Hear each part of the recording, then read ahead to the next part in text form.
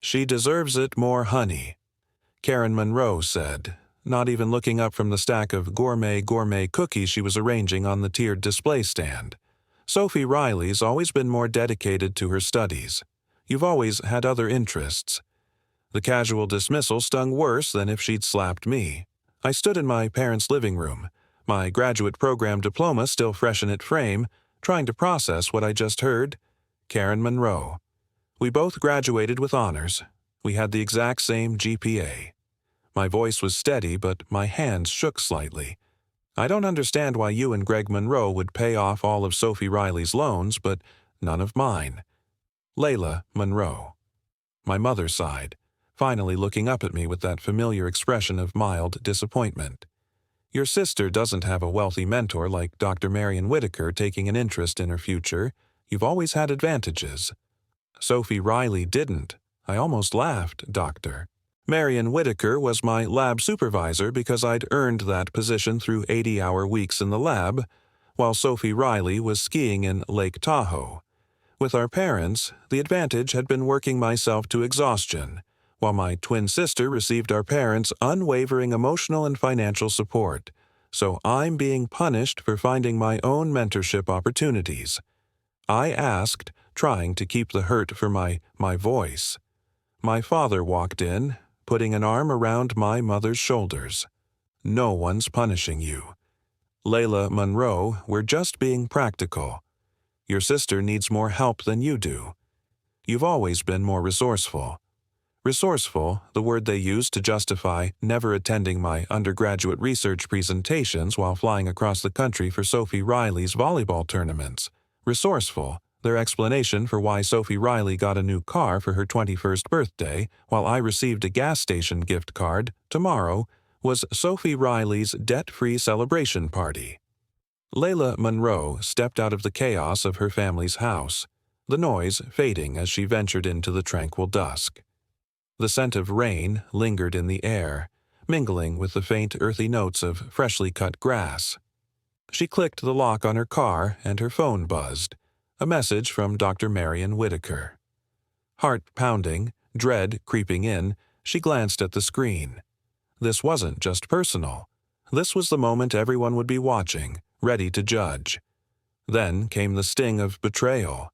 Sophie Riley's name lit up her phone as the chosen candidate for the Patterson Fellowship. Not Leah. The punch of that news hit harder than any disappointment she had faced before. The once familiar scent of home now felt suffocating, filled with tension and unspoken words.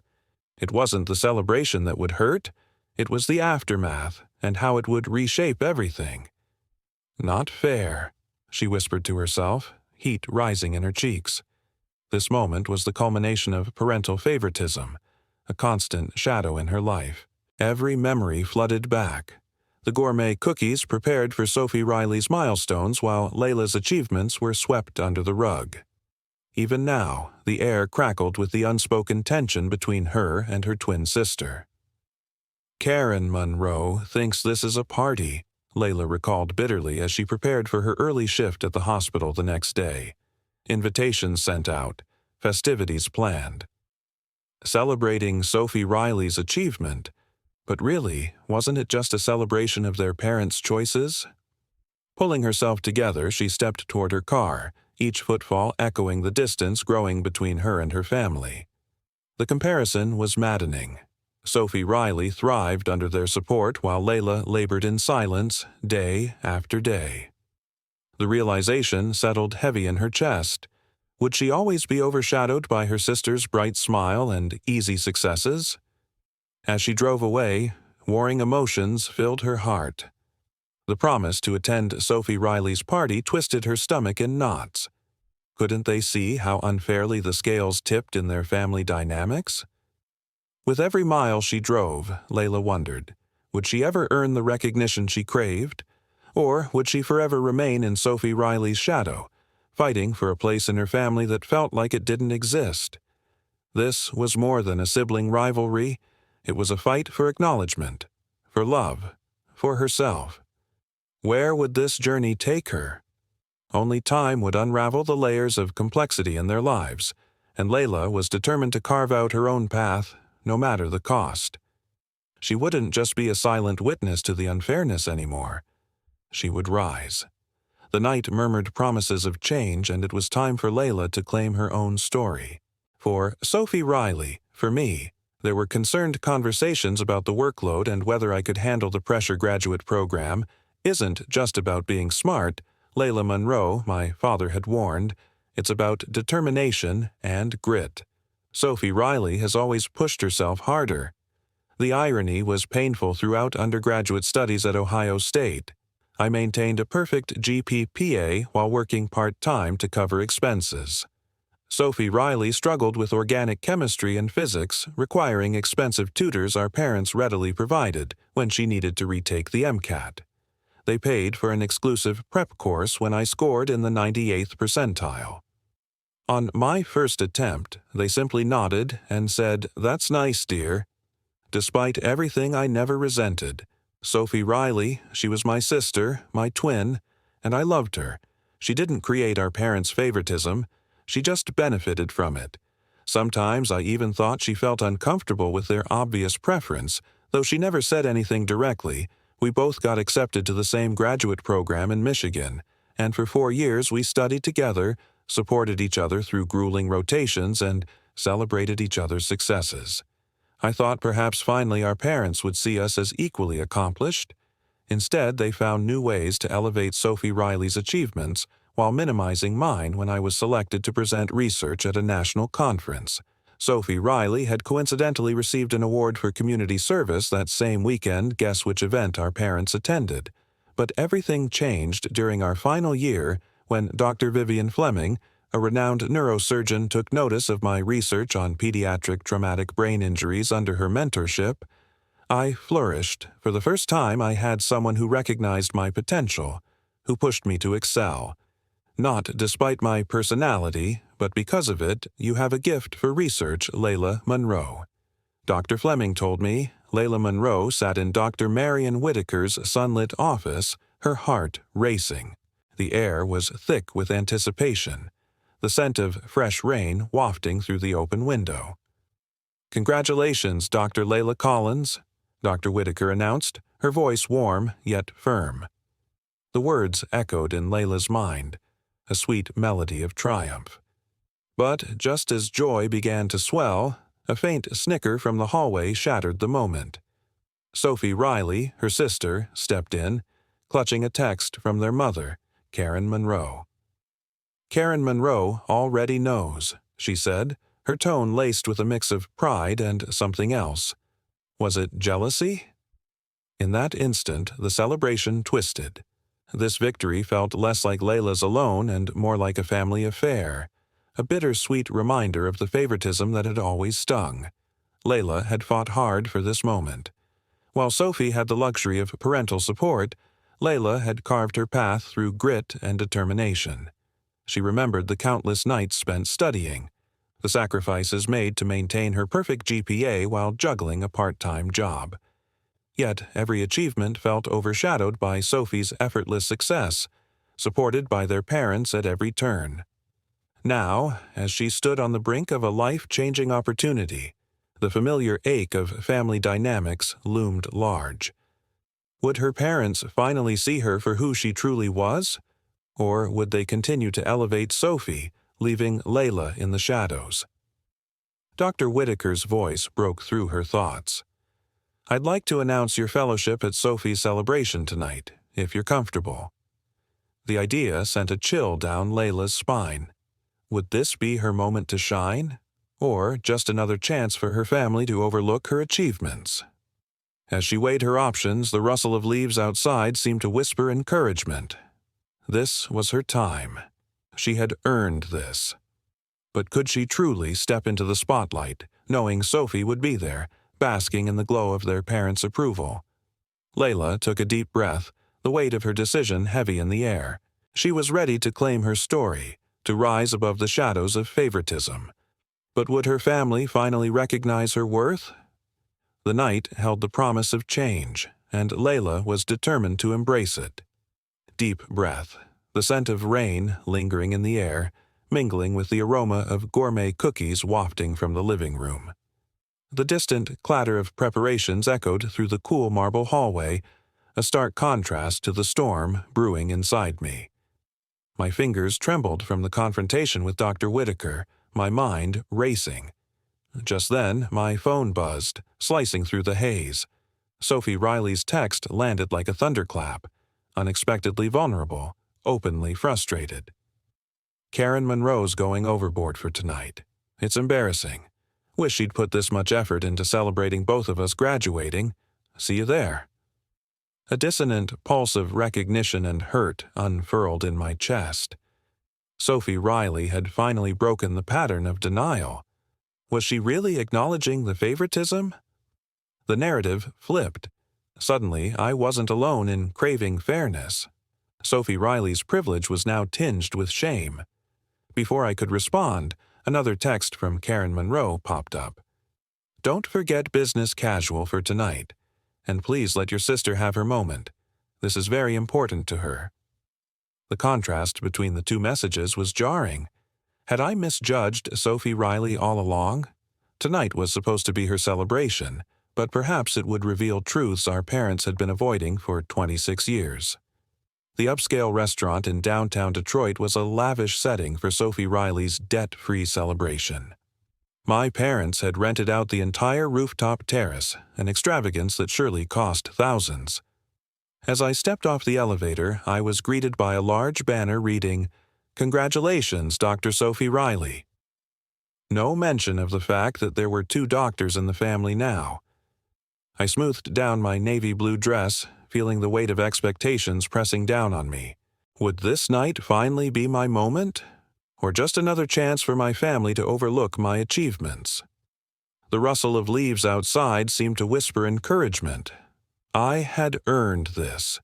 But could I truly step into the spotlight, knowing Sophie Riley would be there, basking in the glow of our parents' approval? With a deep breath, I prepared to claim my story. The night held the promise of change, and I was determined to embrace it. Would my family finally recognize my worth? Leah Monroe took a deep breath, forcing a smile. Tonight was all about Sophie Riley, and no way would she let her years of hurt drown out her twin's moment. Suddenly, she spotted Sophie Riley, shimmering in a silver cocktail dress. "Thank God you're here," Sophie exclaimed, linking her arm with Layla's. "Aunt Patty has asked me 5 times if I have a boyfriend yet." Layla chuckled, masking her nerves. "What did you tell her? That I'm married to medicine?" "Exactly. But if she knows any eligible neurosurgeons, I'm taking applications," Sophie joked, her voice dropping to a whisper. "Seriously, this is ridiculous. Karen Monroe invited half of graduate program. Dean Wilson is here." The sight of their father, gleaming with pride as he mingled, sparked something in Layla. They'd both worked hard. Shouldn't tonight be about 2 victories? "Wow, they went all out," Layla said, feeling the tension in her stomach soften. "2 all out? It's mortifying," Sophie replied, glancing at their Karen Monroe, champagne in hand. "Here comes Karen Monroe," she whispered, dread creeping in. "Layla, Sophie Riley, the Hendersons just arrived," their mother called, pinpointing Sophie with a proud smile. "Go say hello. And Layla, could you check on the gluten-free options? Beth is driving me crazy." Just like that, Layla's brief burst of hope deflated. On the terrace, while Sophie was feted like royalty, she was stuck coordinating catering. Typical. As she deftly directed the staff, Dr. Marion Whitaker appeared, exuding confidence in her elegant crimson pants suit. The air was thick with expectation. And something else. Layla's resolve flickered like the amber lights overhead. What would it take for her family to recognize her achievements? Would this night reveal their long-ignored truth? As Layla navigated the chaos, her heart raced. The evening promised spotlight and shadows in equal measure. Suddenly, the weight of Sophie Riley's celebration pressed heavily upon her again. Would she stay cocooned in someone else's story, or finally steal a moment of her own, commanding attention without effort? "Leah Monroe," she said warmly, embracing me, Are you ready for our announcement? I'm not sure. I admitted the timing feels complicated. Dr. Fleming surveyed the party, taking in the banner, the professionally decorated cake with just Sophie Riley's name, the slideshow of photos that featured Sophie Riley prominently, with me occasionally visible in the background. I see, she said quietly, more complicated than I realized across the terrace I watched as my parents introduced Sophie Riley to Dr. Margaret Wu, the chief neurosurgeon at Detroit Medical Center, where both Sophie Riley and I had applied for residency positions. My stomach clinched. Were they trying to secure Sophie Riley a spot through personal connections? Dr. Fleming, my father, had spotted her and was now approaching with my mother and Sophie Riley in tow. What an honor to have you join us. I understand you've done some work with Layla Monroe, some work. Dr. Fleming raised an eyebrow. Layla Monroe has been my primary research partner for the past 2 years. Her contribution to our traumatic brain injury study was instrumental to its success. My parents exchanged a glance. I couldn't quite interpret how nice my mother said vaguely, Sophie Riley has also been very involved in neurosurgical research. In fact, Dr. Wu was just saying how impressed she is with Sophie Riley's application to her program. I felt a flush of anger rising in my cheeks. Sophie Riley hadn't done neurosurgical research. Her focus was neuropsychiatry, an entirely different field. My parents were blatantly misrepresenting her experience, potentially at the expense of my own opportunities. Dr. Fleming's expression remained pleasant, but I could see a steely glint in her eyes. Is it so how fascinating I was under the impression that Sophie Riley's focus was on psychiatric applications rather than surgical interventions. An awkward silence fell over our Layla Monroe sat in the corner, feeling the weight of her family's celebration bear down on her. The room sparkled with joy, laughter echoing against the polished walls. But for Layla, it was stifling. Would she stay stuck in someone else's shadow, or finally carve out a moment of her own? Dr. Marion Whitaker, a respected figure in the medical community, surveyed the gathering. "Such a lovely event," she said, noting the striking banner and the cake embellished solely with Sophie Riley's name. Embedded in the photos flashing on the screen was Layla, a ghost in her sister's story. The air felt thick with unspoken emotions. Then she overheard it, a stray comment from Dr. Whitaker, meant for no ears but her own. Funny, isn't it, that Layla was the one who got Sophie Riley through that first year? Suddenly, the laughter felt brittle, the clinking glasses hollow. Each compliment directed at Sophie Riley twisted like a knife in Layla's chest. Where was her moment of recognition? Across the table, their parents beamed with pride. Sophie Riley always showed such determination, her father gushed to Dr. Whitaker. With every word, Layla's heart sank. Did they see how hard she had fought in silence, how she had navigated her own path under the burden of their favoritism? The dinner progressed, but Layla's appetite vanished. She sat surrounded by unengaged relatives, part of the backdrop but excluded from the focus. Sophie Riley sat at the head table, cocooned in affection and support, while Layla was sidelined, a mere spectator. Then something shifted. Sophie Riley stood, her voice quivering with sincerity.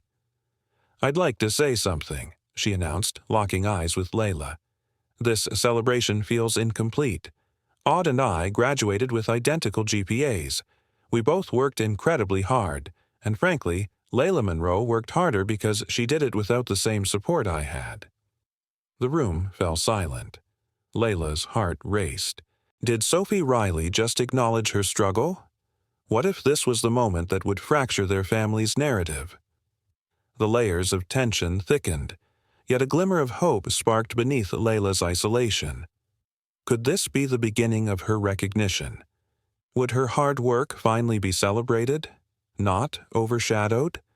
For once, the scales had tipped in Layla's favor, of dedication and brilliance that Layla Monroe has shown. The room buzzed with disbelief, the air thick with a mix of admiration and guilt. Layla Monroe felt her heart race. Could this really be happening? For years, she had been the shadow, the one who worked tirelessly while her sister basked in the spotlight. And now, here was Dr. Marion Whitaker, a respected figure, laying bare the sacrifices Layla had made. The scent of rain wafted through the open window, mingling with the tension in the air. It was as if nature itself was holding its breath, waiting for the next moment to unfold. Sophie Riley. Riley stood frozen, her face a mask of surprise and confusion. I didn't know," she stammered, her voice barely above a whisper. Layla's mind raced. Was this the moment she had longed for? Would her family finally see her? Dr. Whitaker continued. Layla Monroe's work is groundbreaking. She's not just a student. She's a pioneer. The murmurs grew louder, a wave of realization washing over the guests. Layla could feel the weight of their gazes, shifting from Sophie Riley to her. Tonight is about celebrating both of you. Their mother, Karen Monroe, finally spoke, her voice trembling. We've always been proud of you, Layla. But the words felt hollow. Did they truly understand the years of struggle she had endured? Sophie Riley took a deep breath, her eyes glistening with unshed tears. No, Karen Monroe, this isn't just about me. Layla Monroe deserves this moment. She's always been there for me, and I've taken that for granted. The room fell silent again, the tension palpable. Layla's heart swelled with a mix of hope and fear. Would this be the turning point? As the evening wore on, the atmosphere shifted. Conversations sparked around her, and for the first time, Layla felt seen. Let's celebrate both our girls, Greg Monroe said, his voice steady. They've both achieved so much. Layla's breath caught in her throat. Could it be true? Had the scales finally tipped in her favor? In that moment, she realized that recognition wasn't just about accolades. It was about being valued, being heard. And as the night unfolded, she felt the walls of her isolation begin to crumble. Maybe, just maybe, this was the beginning of a new chapter for their family. A chapter where Layla Monroe would no longer be the ghost in her sister's story, but a hero in her own right. Layla Monroe stood in the limelight, a tidal wave of applause washing over her, igniting hope in her heart. It felt surreal as the crowd turned to acknowledge her, their smiles igniting the room with genuine warmth. But there, amid the elation, her parents froze. Their expressions were a swirl of disbelief and dawning horror, like a fragile facade cracking. Sophie Riley stood nearby, shining with pride, no trace of jealousy clouding her excitement. "Congratulations, sis," she grinned, lifting her glass toward Layla's. But while the atmosphere thrummed with celebration, the weight of their family's long-standing narrative loomed heavy. Dr. Whitaker's voice broke through the murmurs. Layla's work is groundbreaking. She's not just a student, she's a pioneer. Suddenly, the air shifted. I'm thrilled to announce that Layla's graduate program loans will now be covered by our Merit Scholarship Fund. A unanimous decision by the board, Dr. Whitaker declared. Layla's breath hitched. Debt-free? After years of struggle, it seemed too good to be true. The prospect of recognition was like a dream unfolding. But would her parents finally see her? The celebration transformed as faculty members flocked to her side, eager to share stories about her devotion to patients. Meanwhile, her parents remained stunned, grappling with the swift unraveling of their carefully curated image of family success. Sophie Riley, her confusion brewing, took a deep breath. This was supposed to be about me, she confessed, her voice quaking. But it's not fair. Layla deserves this moment. A hush descended, palpable and electric. Layla's heart raced. Was this finally her time to break free from the shadows? Did her family truly understand what she had endured? The evening continued, yet Layla felt a shift. Laughter mingled with stories as warmth enveloped her like the scent of rain after a storm. "Let's celebrate both our daughters," Greg Monroe announced, his voice steady but resolute. "They've both achieved so much." Could it be? The narrative was finally tipping in her favor. In that heart-stopping moment, Layla realized that recognition was not just about the applause. It was about being truly seen, being valued at last. And maybe, just maybe, this was the start of a new era for their family, where Layla Monroe would no longer be merely Sophie Riley's shadow, but a hero in her own right. What would happen next? Would her family embrace this new chapter, or would silence fall once again? Top and unfair to you, but you know how they get. Once they've decided something, you did. I asked as surprised, of course I did. Sophie. Riley looked hurt. Layla Monroe. I've always known they treated us differently. I didn't know how to fix it without making things worse before I could respond. Dr. Margaret Wu approached us. "Dr. Collins," she said, looking directly at me. "I was very impressed by Dr. Fleming's account of your research. We should discuss whether you'd consider bringing your work to our neurosurgery department instead of Johns Hopkins." I blinked in surprise. "That's very flattering, Dr. Wu, but she's already accepted the Patterson," Sophie Riley interjected, putting her arm around my shoulders proudly. "It's a once-in-a-lifetime opportunity. But you should know, my sister never does just one revolutionary thing at a time. I'd bet she'll have another groundbreaking study underway within months of arriving in Baltimore." Dr. Wu smiled. "Well, when you've completed the fellowship, keep Detroit in mind, we'd be fortunate to have you." She nodded to Sophie Riley, "Both of you in your respective specialties," after she walked away. I turned to Sophie Riley in amazement. "You didn't have to do that.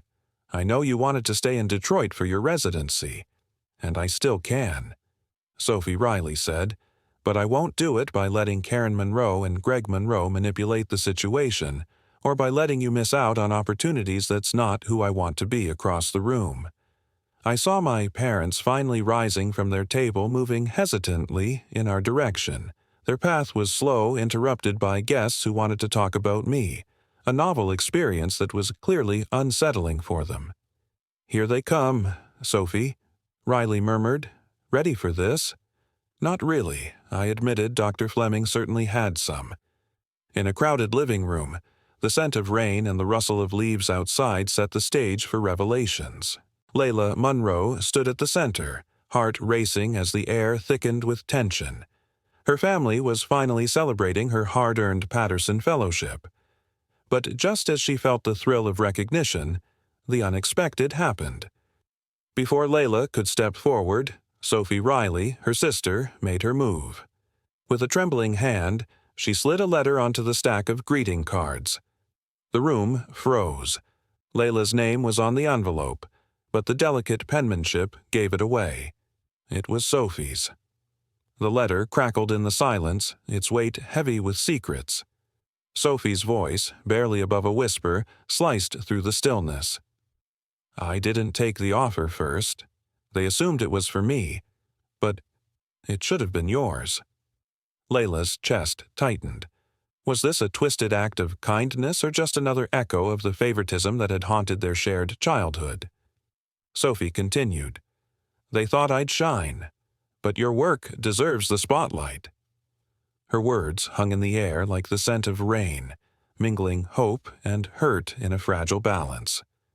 Their parents, Karen and Greg Monroe, stood frozen. Expectation tinted with apprehension painted their faces. They had always pitied Layla while lauding Sophie, never seeing how that imbalance suffocated her spirit. "Why didn't you tell us?" her father finally managed, confusion hiding beneath a veneer of pride.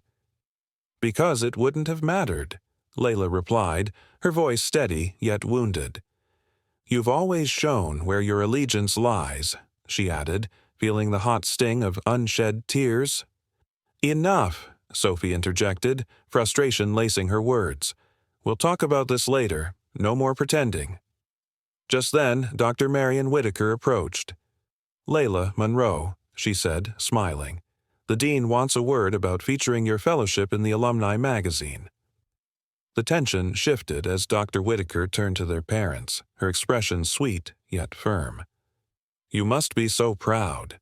Raising two accomplished daughters can't be easy.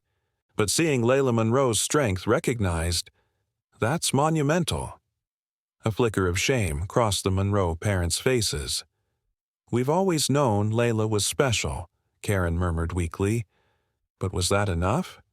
Weeks passed, and whispers of Layla's achievement spread like wildfire throughout Detroit's medical community. Doors she once thought locked swung open wide. Professors who had overlooked her, classmates who had ignored her, suddenly recognized her brilliance. But in the depths of her joy, Layla wondered, would this newfound recognition truly shift the scales of favoritism? Or was she simply stepping into a brighter shadow? All she hoped was for a chance to finally be seen. A hero in her own story. Suddenly claimed close friendship. My parents, meanwhile, were attempting damage control. They'd shown up at my apartment the day after the party with gift bags and forced smiles. "We've been thinking," my father said, as he placed a small box on my coffee table. "With both of you graduating and starting your careers, we should get you girls, something special. We got you." This inside was a rose gold watch identical to the one they'd given Sophie Riley for her birthday. 6 months earlier. "It's lovely," I said, without reaching for it though. A bit late. My mother flinched. "Layla Monroe. We know you must feel overlooked sometimes, but everything we did was because we knew you could handle challenges on your own. Sophie, Riley needed more support. That's a convenient narrative." I replied, keeping my voice steady, "But it doesn't explain why you attended her presentations but skipped mine. Why you paid for her MCAT prep course but told me to use free online resources. Why you covered her living expenses during graduate program but suggested I take out additional loans for mine. We only have so much money." Layla Monroe. My father protested. "We had to make choices." "Yes, you did." I agreed. "And consistently, you chose Sophie Riley." My mother's eyes filled with tears. "We love you both equally." She insisted. "Maybe you do." I conceded. "But you haven't treated us equally, and watches and belated recognition won't change that." The phone rang, Dr. Fleming calling to discuss my upcoming move to Baltimore. I answered it gratefully, turning away from my parents' stunned faces. "Yes, I'm available to discuss the housing options," I said into the phone. "In fact, your timing is perfect." 3 weeks later, I stood in my empty apartment, the last boxes packed and ready for the moving company. Sophie Riley sat on the windowsill watching me tape up a final container of books. "I still can't believe you're leaving." "Next week," she said, "Detroit won't be the same without you. You'll be too busy with your residency to notice I'm gone." I teased, though there was truth in it. We'd been inseparable through graduate program, but our paths were finally diverging, mine to Johns Hopkins, hers staying at Detroit Medical. I keep thinking about what Karen Monroe and Greg Monroe did, Sophie Riley said suddenly, or didn't do. "I guess, all these years, I thought I was the lucky one because they paid more attention to me, but they were really holding me back, making me dependent on their approval." I sat beside her on the windowsill. "You didn't do anything wrong." "Jess, I didn't do enough." "Right, either," she countered. I should have spoken up sooner. She sighed. "They're devastated. No Karen Monroe keeps crying about how you must hate them. Greg Monroe's telling everyone who will listen about his brilliant daughter at Johns Hopkins like he personally funded your research, let them," I said, surprising myself with how little it bothered me now. Their approval doesn't define me anymore.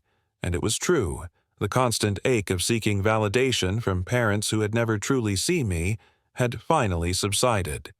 Dr. Fleming's mentorship had shown me what genuine support looked like, challenging me when I needed pushing, defending me when I needed protection, and always seeing my potential without qualification. "So what happens now?" Sophie Riley asked. "With us, I mean." I took her hand. "We find our own way forward without the competition they created between us." "I'd like that." Sophie Riley smiled, squeezing my hand. Dr. Layla Monroe Collins, Patterson Fellow. I'm so proud of you, sis. For the first time in years, I felt completely at peace. The path ahead was challenging but clear, and entirely mine to navigate on my own terms.